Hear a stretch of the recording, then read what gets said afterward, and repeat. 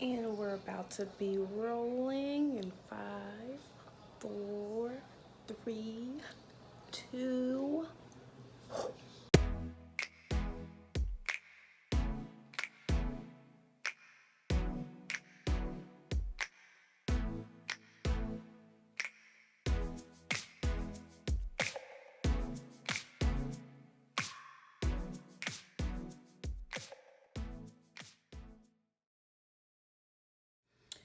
And we're back.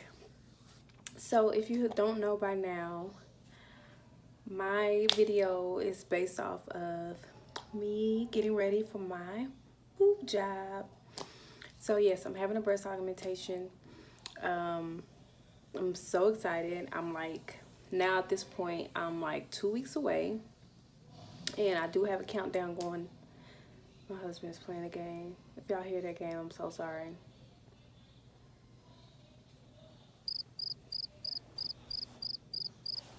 Doors are closed. Okay, anyway.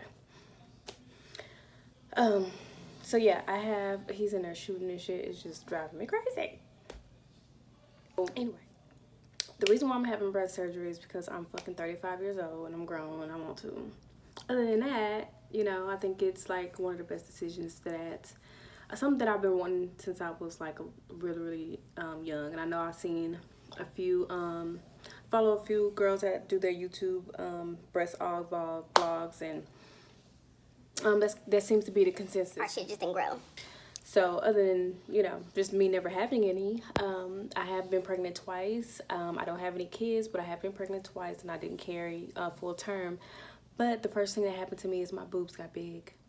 And that's really how I found out I was pregnant. I was like, why are my boobs so big? But anyhow, like once I wasn't pregnant anymore, they went down. And not only did they go down, they went down to a smaller size than I really was. So they're kind of like, I guess I was always a B. Well, I was a C at one point. But now they're kind of deflated. So I'm a 34 deflated. That's what I call it. Whatever.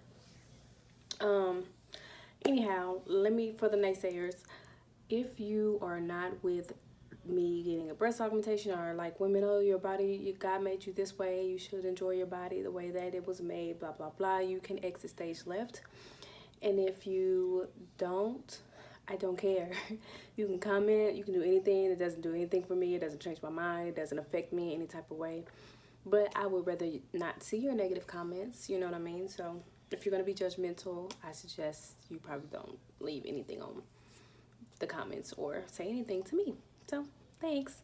Anyways, back to so yes, I am getting breast augmentation on October 15th, 2019, and I'm going to Miami. I'm going to Mia Aesthetics, and I'm going to Dr. Fasuzi. Dr. Fasuzi is new to Mia Aesthetics. He's new to the clinic, the surgical clinic, but he's not a new doctor.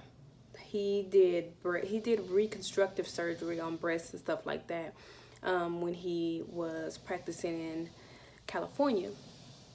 But he is new. He started with Mia Aesthetics in August. So August was one of his first patients and stuff like that. He's been doing a lot of BBLs and stuff. Lord knows I don't need a BBL. So, but I follow him and I've seen how he kind of does things. And so I went with Dr. Fasuzi. I did a lot of research on Mia Aesthetics before I chose them. I live in Atlanta, so I went to a few different places here in Atlanta to kind of do some consultations. I didn't even know how it worked or how it went. So I went to do a consultation. They were just really too expensive. Like, just to be point blank, like, shit. Like, them joints was expensive. And then I found CG Cosmetics, and I found Mia Aesthetics. I did my research with them, and I chose Mia Aesthetics. So the size that I want to go. So like I said, I am a deflated 34B and I want to go big or go home.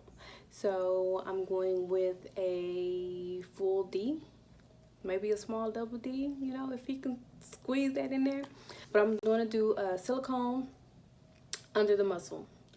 The reason why I chose silicone over saline for me, after doing a lot of research, is because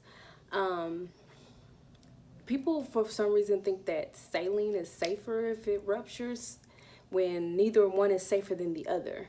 The only difference is when saline ruptures, you're left with a deflated breast. If saline, if silicone rupture, it's just not noticeable right away. So you would have to definitely do some examination on your breast and kind of feel around, so it's not really that noticeable. But you will notice that it's ruptured or it has a hole in it or whatever you want to call it. But nothing's going to leak out into your body, kind of like the saline does.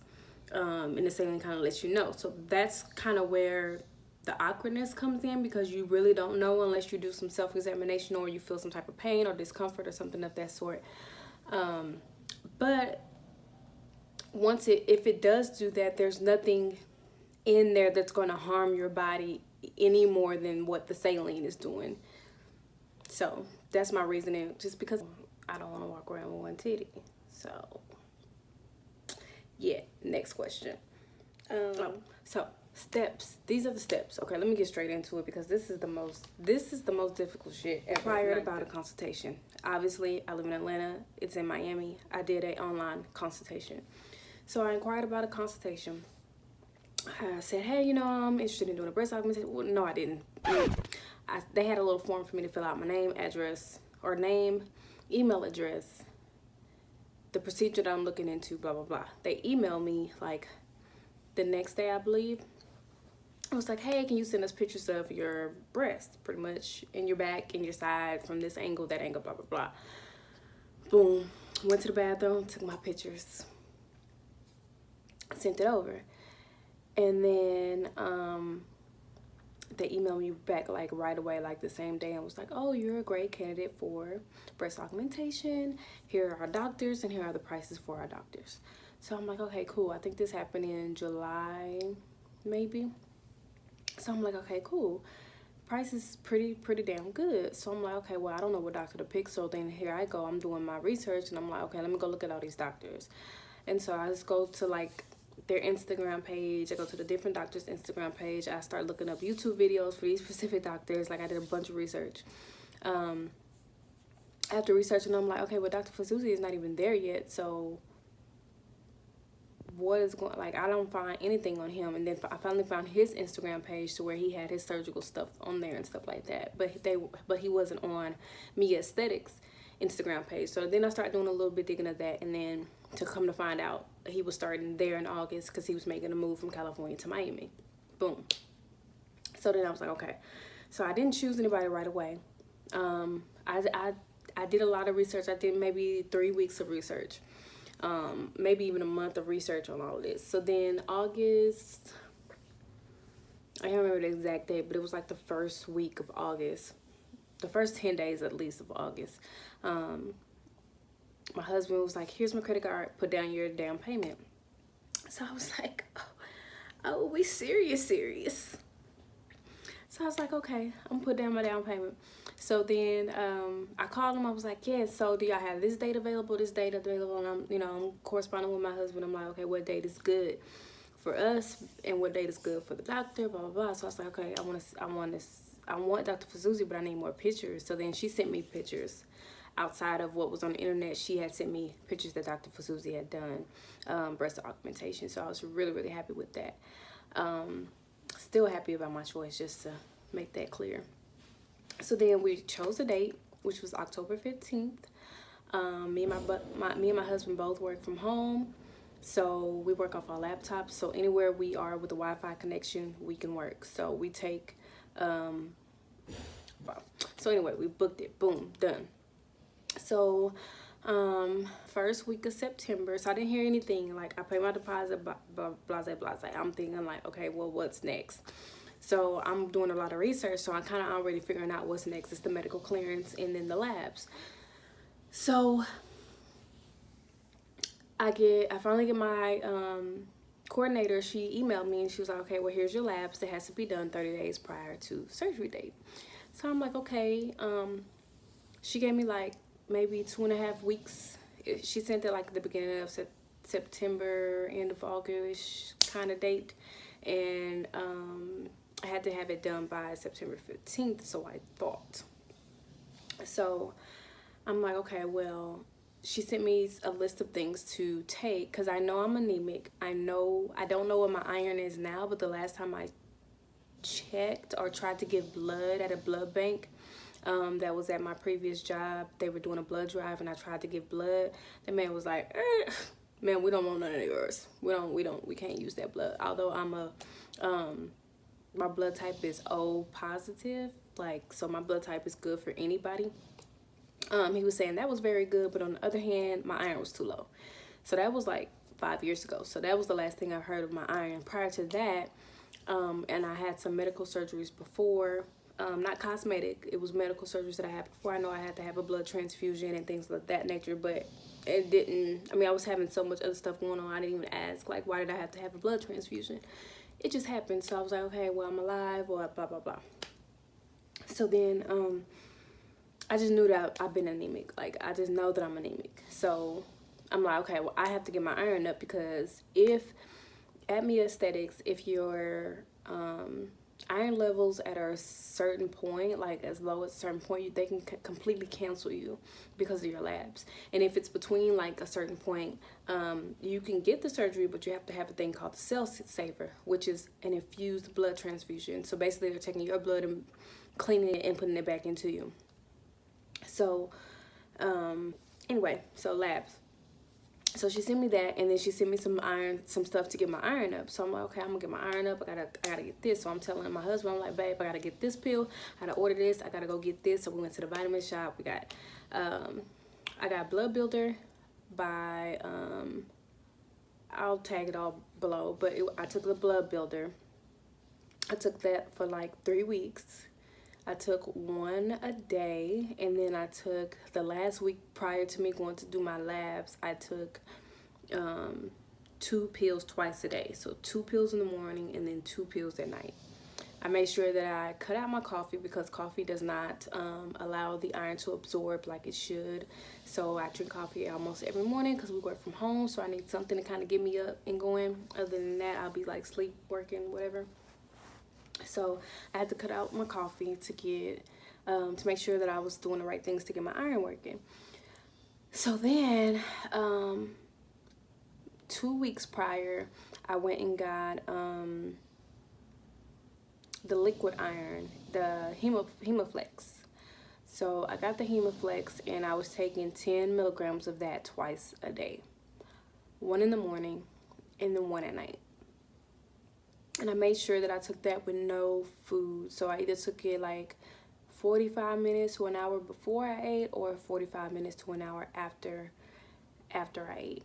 So with those, and then I went and got when I got the iron, liquid iron, the Hemaflex, I also got a pill that has folic acid, B12, and something else in it, and it has a little iron in there too. So I take the folic acid when I take my when I take all my iron. So I take 1 folic acid a day in the morning, and then I'll just take my iron, because folic acid, B12 kind of helps absorb the iron like it needs to. Now I am pesca vegan, so they say to drink juice or whatever, but I don't drink juice. So, or they prefer you to drink orange juice, but I don't drink juice. So what I did was I just went and got oranges, and then every time that I took a pill, I ate half of an orange, and then sometimes like I would eat like the little cuties, like some little cuties or whatever. So I made sure that I got my vitamin C through me eating oranges, because I don't drink juice at all. So did all that. So I don't know what my hemo was prior to, but before that it was pretty I know it was low because I did so much. Anyway, so I went to have my I went to get my do my labs and everything. I don't have insurance, so I found a primary physician who would do my medical clearance, and they would do my lab work as well. So I went there, and here's the clip from that. All right, so it is 8:05 in the morning, Friday the 6th, and we are headed to the pre-op, or not the pre-op. I wish. We're headed to to get my labs and medical clearance, so I can be ready for the pre-op. That's what I meant. So me and my hubby wubby, he's sleepy, but I actually been up since like 6:15 because I signed on to work an hour this morning before I got back. So yep, so it's only like an 8-minute drive, what they say. So what GPS says, 8-minute drive. So we'll be there shortly, and then you'll see when we get there. All right, guys, so I just finished getting seen by the doctor for the medical questions and clearance and all that stuff, and she's getting my paperwork to send me over to do my labs, to get my blood drawn.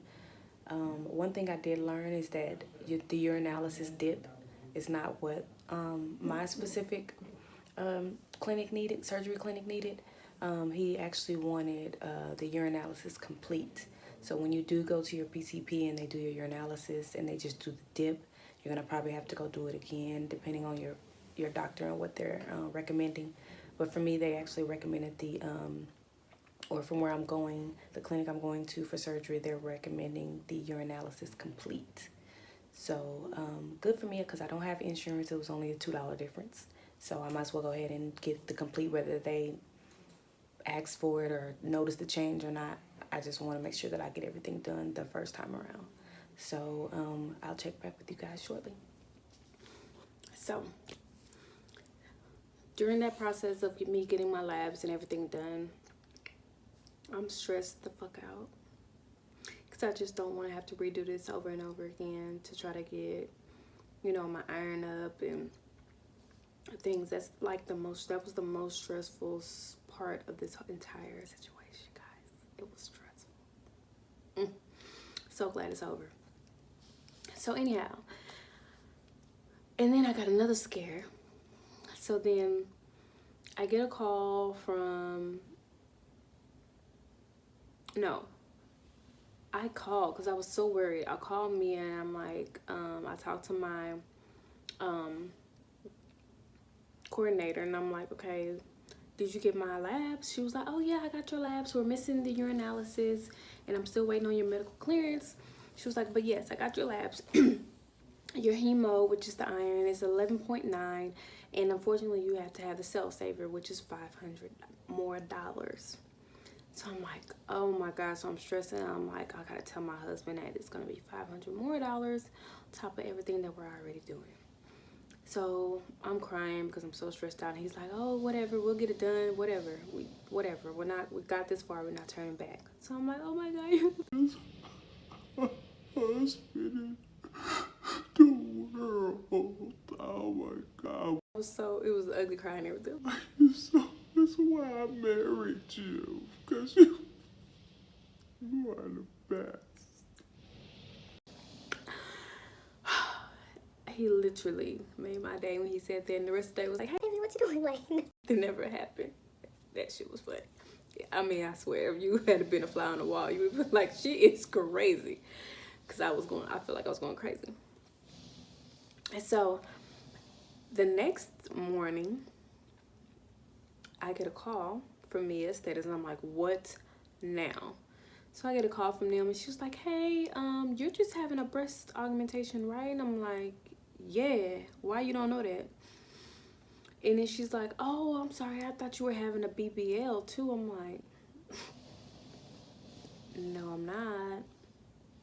Oh, well, your hemo is okay for just the breast augmentation only. 11.9 is doable, so you don't have to pay the cell saver.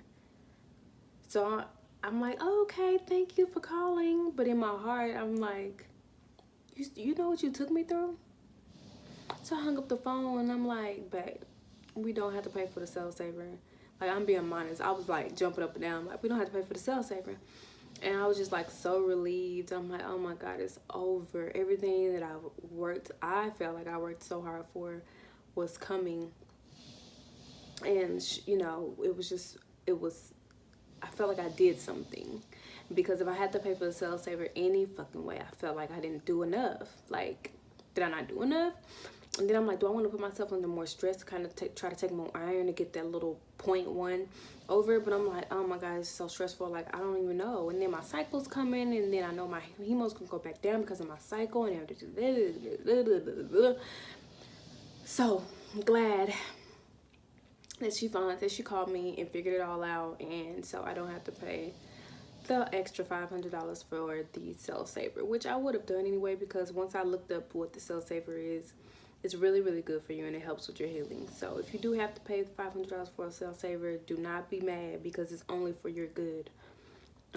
I know it's $500 on top of whatever else that you're paying, but at the end of the day, it's like, it's the best thing you can have, because you don't want to go into surgery and not be able to heal correctly or have complications or a hard time, you know, towards the end. So I was gonna do it anyway, because I'm like, okay, I don't want to go ahead and try to get my iron levels up. I want to kind of just have the cell saver, just because I know in my past, like I've had, when I had my medical surgeries, that I had to have blood transfusion. So anywho, now that that's over with, it's kind of just been like a waiting game.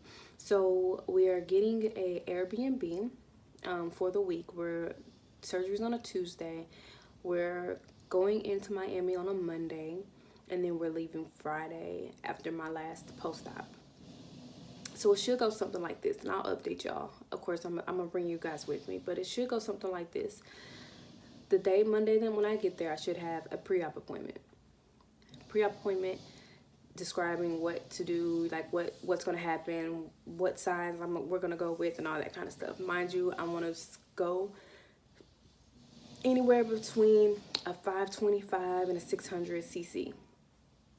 So he's going to see if that's doable and stuff like that, and do all of that during the pre-op. Give me my prescriptions so we can go pick those up the day before, so that way day of surgery we'll have it, which will be Tuesday, the next day. I'll go in for my surgery Tuesday. I'll go back home to the Airbnb, and then I have a post-op appointment on Wednesday, which is the day after surgery. It's one day after, and I have post-op. That's when he takes my dressings off, and I finally get to see my boobs for the first time in real life. From what I hear, you can't shower the first 48 hours. So after my post-op appointment, the next day I'll be able to take a shower, which is going to be lovely, because I love taking showers. I hate being restricted from taking a shower. It's probably not that bad. It's probably just really bad because I know I can't. So, and then Thursday I'll chill, kind of just, you know, whatever. And then Friday, so Wednesday's first shower, Thursday nothing, and then Friday is my last post-op appointment before they clear me to leave Miami. So when they clear me to leave Miami, we're leaving Miami, and we're gonna probably stop in Fort Lauderdale to see some of my husband's friends and some of my friends, my adopted friends from my husband. And yeah, and then we're gonna, you know, molly on back to Atlanta with my new breast. So if you have any questions, if you have any advice or anything for me, please comment below. I will try to get back to every single one's questions. If you are, this is just to take you on my journey with me. It's not a lot of women of color or women actually who are going to Dr. Fusuzzi that have their experience available for people to view. So I wanted to be one of the first for the breast augmentations, for you guys to follow me with my journey with Dr. Fusuzzi, as he is a new surgical doctor at Mia Aesthetics. So I'm pretty sure everything's gonna go fine, and like I said, I'll be taking you guys with me. I probably won't post this video until the day before surgery.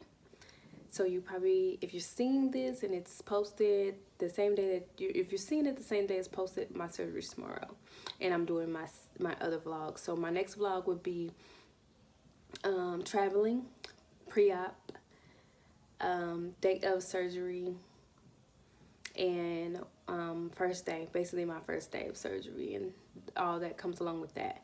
And then from then I'll do my post-op. I'll do 1, 2, 3, and probably 5 days post-surgery. Kind of take you guys on my journey to see how I'm healing, how I'm feeling, what I did. Mind you that I'm pesca vegan, so I'm gonna be doing a lot of juicing, a lot of great smoothies. Pineapple juice, I heard, helps heal really fast. I also do, I didn't mention this, but I do keloid, and when I go to my post-op, I'm going to see if he can do through the nipple, but if not, it'll be under my breasts and my breast fold.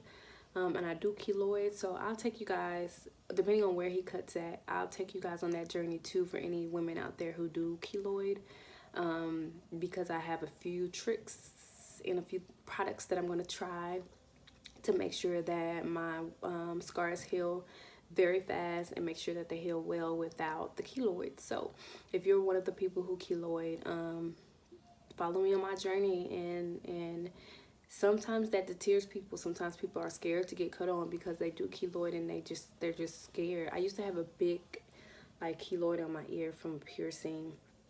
When I had my surgeries on my stomach, I have like little keloids, but I'm actually going to try like some cream on that to see if I can get rid of those as well. So that'll be coming soon too, to see if I can get rid of some of these scars that I have. So, but thank you for watching, and make sure that you follow my part 2. Bye guys.